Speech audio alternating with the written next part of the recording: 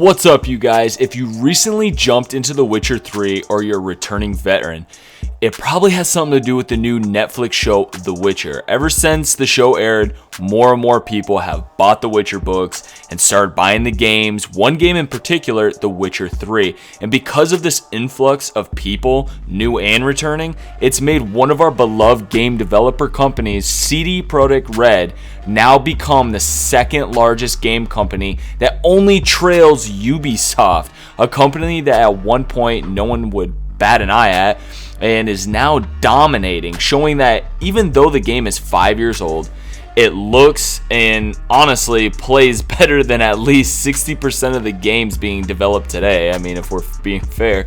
And they are showing what a true game with heart and dedication can look like. I mean, CD Projekt Red has set the standard for quality single-player games. Not saying The Witcher 3 didn't have its bugs, and some still lurk today, but the sheer size and level of detail and how many hours you can sink into it is just amazing. Even their DLC for The Witcher 3 could be a standalone game for the size and story of Blood and Wine alone. But as I said earlier, a part of the rise in The Witcher 3 sales by more than 554% following the release of The Witcher Netflix show, but also because of its great rise, The Witcher 3 has generated $50 million in revenue. I mean, oh my god.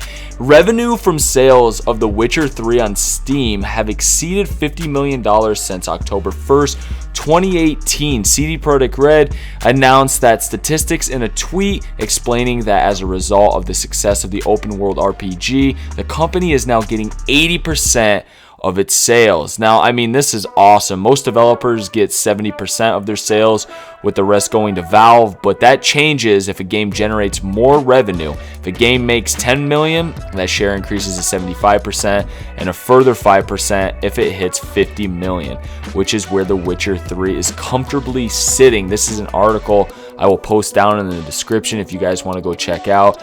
This has got me really hyped and excited for CD Projekt Red because they are also making a game I cannot wait and I'm patiently anticipating for, and that is Cyberpunk 2077. If you guys have not seen any gameplay or checked it out yet, I recommend you guys doing so. I'm going to have some news videos on that as well and be covering Cyberpunk 2077 in the upcoming months and when the game releases.